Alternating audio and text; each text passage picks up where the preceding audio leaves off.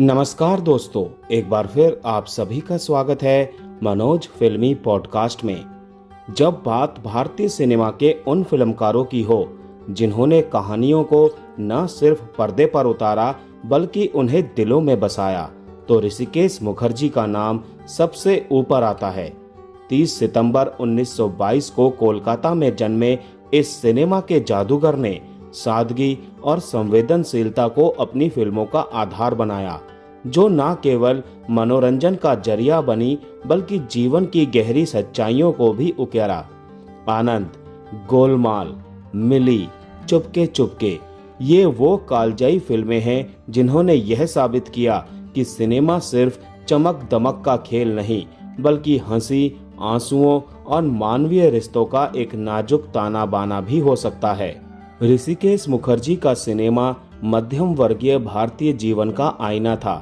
उनकी फिल्में उस आम आदमी की कहानी कहती थी जो रोजमर्रा की जिंदगी में छोटी छोटी खुशियों और चुनौतियों से जूझता है, चाहे वो आनंद में जीवन और मृत्यु के बीच की मार्मिक बात हो या गोलमाल की हल्की फुल्की हास्य भरी दुनिया।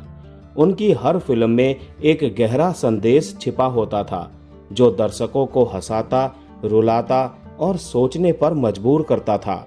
ऋषिकेश मुखर्जी का सफर न्यू थिएटर्स और बॉम्बे टॉकीज में एक कुशल संवादक के रूप में शुरू हुआ, जहां उन्होंने सिनेमा की बारीकियां सीखीं। बाद में निर्देशन की दुनिया में कदम रखते हुए उन्होंने राजेश खन्ना और अमिताभ बच्चन जैसे सितारों को नई ऊंचाइयों तक पहुंचाया। आनंद में राजेश खन्ना की जीवटता और अभिमान में अमिताभ की गहरी संवेदनशीलता उनके निर्देशन की ही देन थी। उनकी खासियत थी कि वो बड़े सितारों के साथ साथ छोटे किरदारों को भी उतनी ही अहमियत देते थे, जिससे उनकी फिल्में एक संपूर्ण अनुभव बन जाती थी।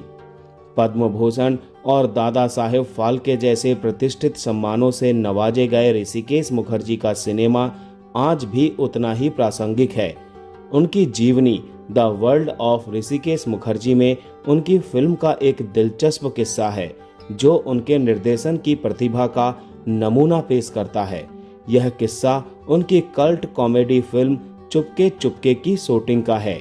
इस फिल्म में धर्मेंद्र, अमिताभ बच्चन, शर्मिला टैगोर और ओम प्रकाश जैसे कलाकार थे।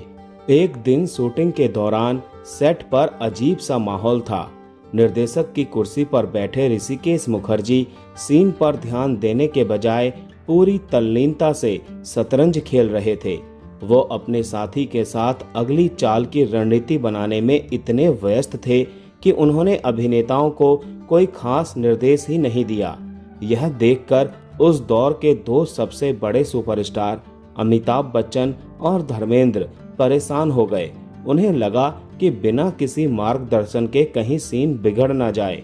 दोनों अभिनेताओं ने हिम्मत करके ऋषिकेश मुखर्जी से पूछा कि वो बिना निर्देश दिए शूटिंग कैसे करें और क्या उन्हें सीन में कुछ बदलाव चाहिए।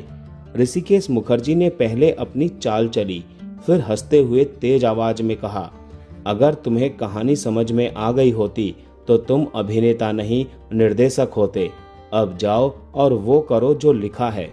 उनका यह जवाब सुनकर सेट पर मौजूद सभी लोग चौंक गए, लेकिन ये उनके काम करने के तरीके का सार था। उनका विश्वास था कि जब स्क्रिप्ट इतनी मजबूत हो कि अभिनेताओं को पता हो कि उन्हें क्या करना है, तो निर्देशक का काम सिर्फ उस प्रक्रिया पर विश्वास करना रह जाता है। ये साबित करता है कि ऋषिकेश मुखर्जी अपनी हर फिल्म को एक शतरंज के बिसात की तरह देखते थे, जहां हर किरदार की चाल पहले से तय होती थी।